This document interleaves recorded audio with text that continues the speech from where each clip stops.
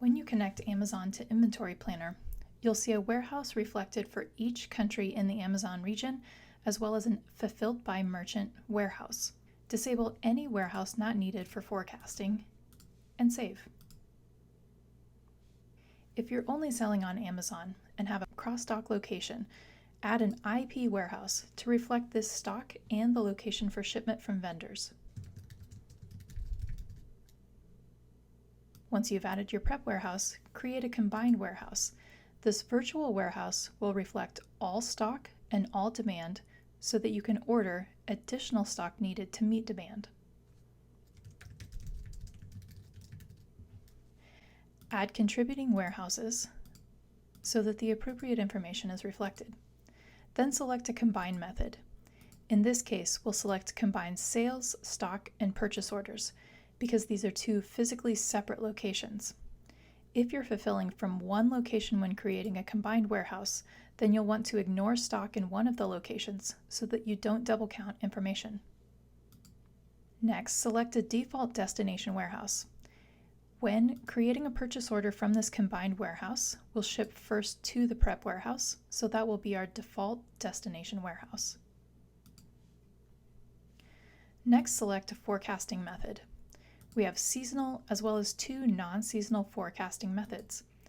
If you select a non-seasonal forecasting method, there is also an option to add additional forecasting for November and December to reflect additional shoppers at this time of year. Next, when looking at replenishment, or the amount that you should order, be sure to set your lead time, the amount of time it will take to receive stock once placing an order with your vendor, and days of stock, the amount of stock you would like on hand once a new order is received at your warehouse.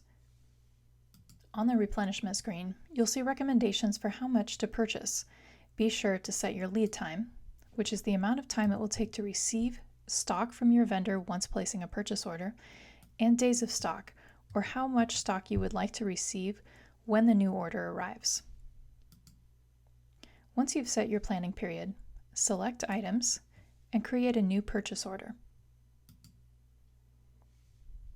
Recommended replenishment amounts will be automatically populated in the purchase order, but you can still modify these amounts.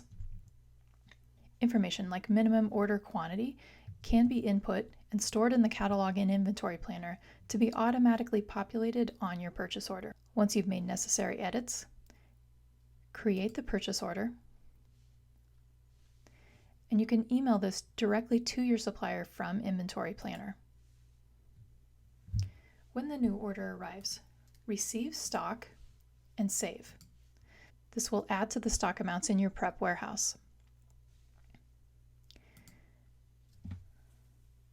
Then in replenishment, select the FBA warehouse so that you can see how much stock should be transferred to this location. Here, select items, and this time, create a transfer. To transfer stock from your prep warehouse to FBA, go to Replenishment, select FBA US as the destination warehouse, select items, and this time create a transfer.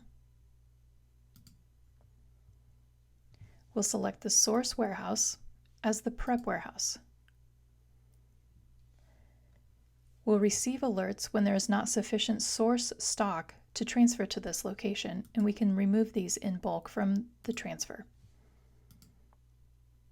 When we click on Create, we can save this to Amazon, and this will create a shipment plan in Seller Central. Once shipments are received at an Amazon warehouse, they will show in Inventory Planner following the next sync as closed, partially received, working, or to reflect the current status. This completes your workflow within Inventory Planner to make sure that you have sufficient stock in Amazon.